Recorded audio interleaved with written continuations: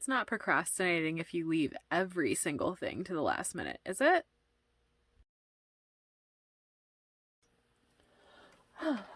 Welcome back to my nightmare. I attempted to make a overhead camera display, but unfortunately that didn't work out in my favor. So today's video, we're just going to do a quick and easy craft from the Dollar Tree, using some wooden shapes and some wooden letters, and also some wooden shapes I got from Michaels. So that's pretty exciting. So I haven't been feeling great this week, and I just wanted to get up out of bed and just do something exciting. So I'm going to make this fun little sign. I have a nail file because I am out of sandpaper. And I'm going to start just by kind of getting ready. You only need a little bit. It's not like you're going to be touching this sign a whole lot. So I'm just trying to get rid of some of the edges that are not quite nice. But again, this is going on my wall. I'm not going to touch it. I'm not a little kid. Although I'm willing to bet I'll give myself a splinter by the end of this. I'm just going through and getting rid of some of the rougher edges real quick and easy. And a nail file, if you're at the Dollar Tree and the Dollar Tree doesn't have fine sandpaper, a nail file will work, and they come in multi-packs, I'm just telling you. What are you doing? What is under you? Alright. So, had this idea. I don't know if I'm going to love it when I put it all together. And I got multiple packs of these wooden letters from the Dollar Tree because I don't know what letters are in here. It says 26 letters. That doesn't mean it's all the letters of the alphabet. So let's see what letters we've got. Today I'm using E6000. I am not using hot glue. You could probably do this with hot glue. However, what I will tell you, as someone that has used hot glue a lot, I feel like that's going to make the wood react funny. And a cool or cold temperature glue is probably your best bet. So, see, here's what I mean. I don't think I have two Z's. But I'm not entirely sure I have the entire alphabet either. So I need one of these. Ah, nope. I forgot how to spell, y'all. I forgot how to spell. Alright, so here's what I thought would be cute with this flower sign that I got at the Dollar Tree. Thought it'd be cool to do a little buzz off art for my wall.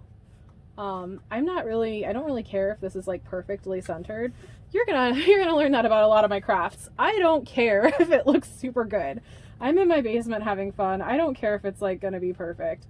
I want it to be okay, but I'm not super like intense about it looking like really good.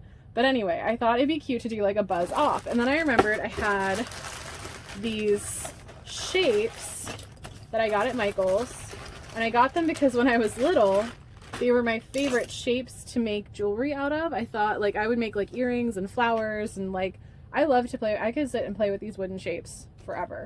But I thought it was kind of fun. Like couldn't you make like, in theory, couldn't you make like a bee out of like one of these shapes? Like if you took like, let's make these the wings maybe, and then this could be the head, and then you could have this little stingy thing for a body maybe, or here's a bigger stinger. Like you could do that. So wouldn't that be kind of like cute, like a little like bug shape, like he's a bee and he's on a little buzz off like sign. Isn't that kind of neat? I don't know, I sort of like it. Because I'm like secretly 5. Oh, they have smaller ones. Hold on, we might do a smaller one.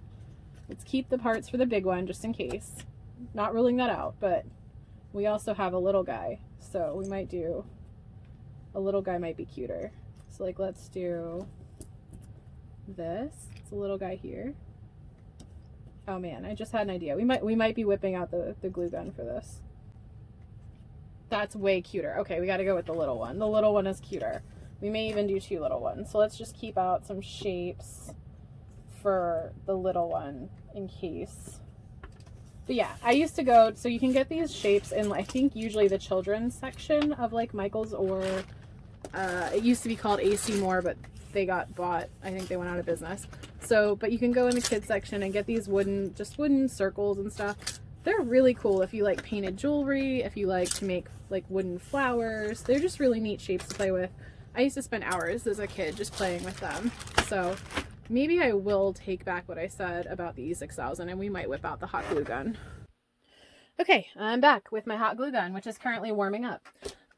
So, you know, part of being a crafter is you don't always know. You can plan as best you can, and you don't always know if it's going to work out. And you do have to be kind of adaptable and changeable.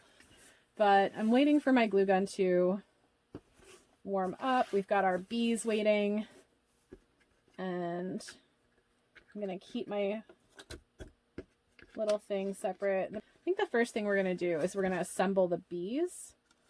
Or at least the body of the bees. And then we'll go back and glue everything on. So let's see. Is it good yet? It's starting. It's getting there. I really hate using hot glue because I used to be really good at it, and now it's like I burn myself every single video I make involving hot glue. So I'm going to start, you probably can't see it, but I'm just going to draw some stripes in hot glue across the body of the bee. Because as that dries, that's going to give us a 3D kind of raised stripe situation. And I'm going to elect, you're going to be the body on this bee. And I'm just going to draw some little tiny stripies on you. So while the stripies dry, that is the technical term. They are stripies.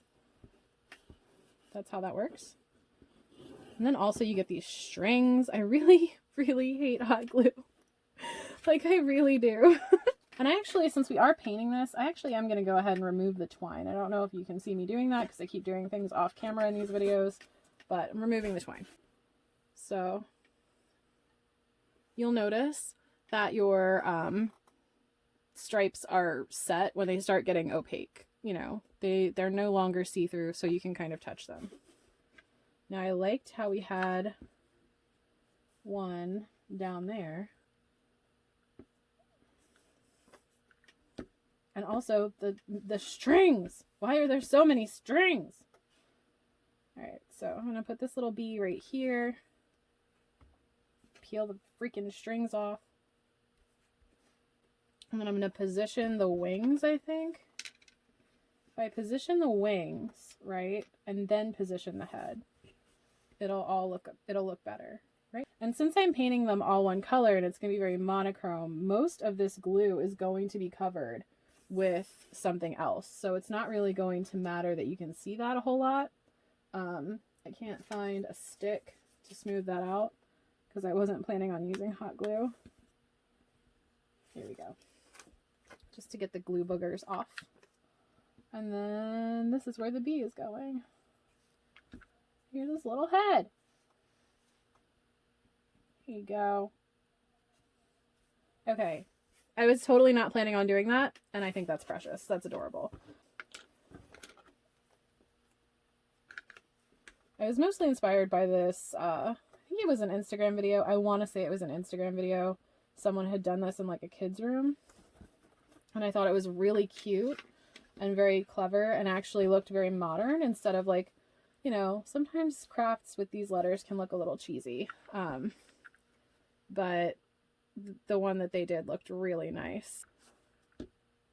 I had filmed this like moon wall hanging DIY, and I actually ended up deleting it.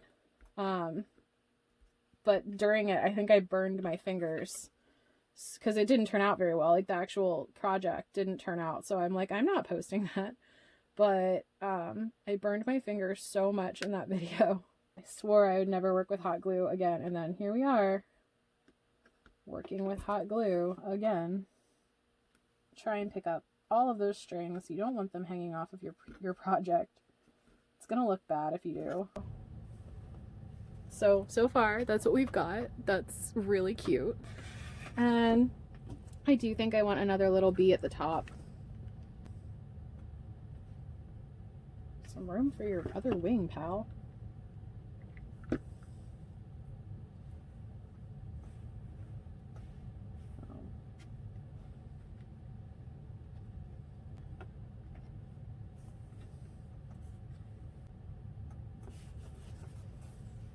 Okay, so this is what we have so far.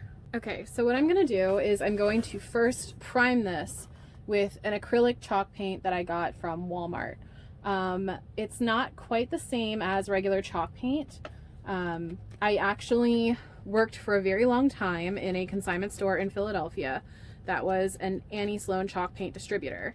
And I have to say, oof, that took a long time to get off. I have to say that I prefer the Annie Sloan chalk paint.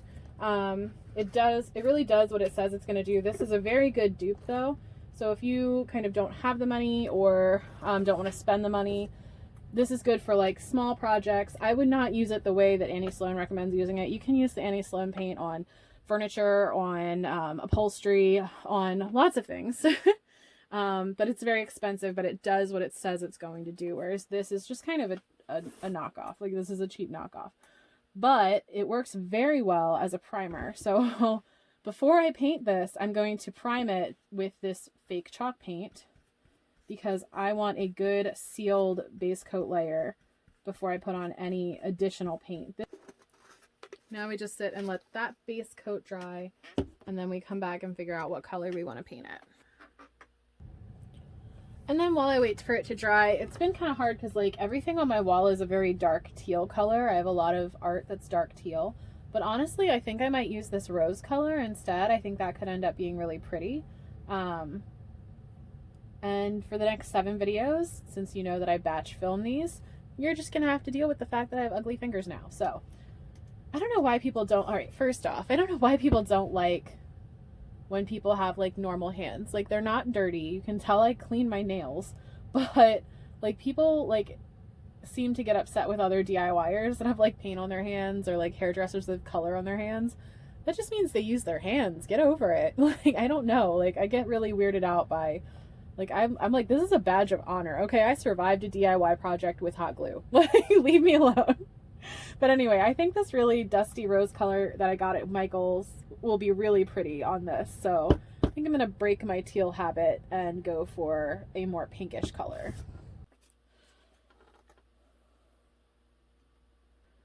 All right, so this is pretty dry. We're going to try again. There we go.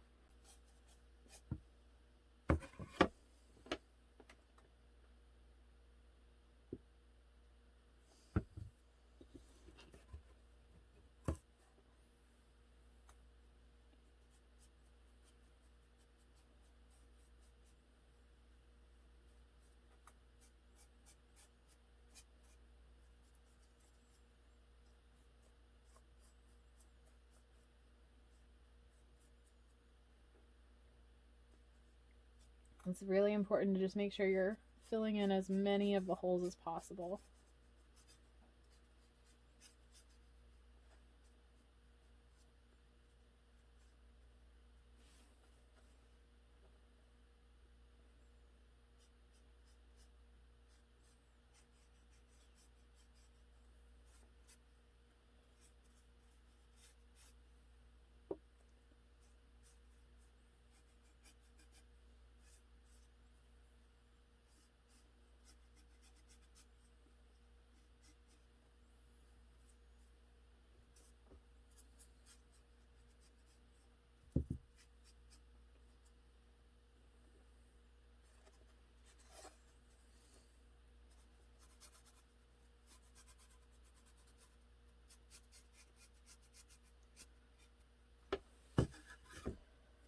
And now the boring part where we sit back and watch paint dry some more. And we're back an ungodly amount of hours later.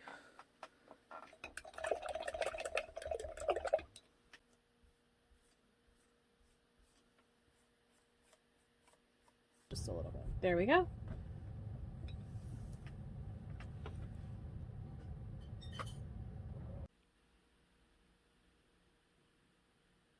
If you like this video, please consider liking, commenting, or subscribing, or sharing it with your friends.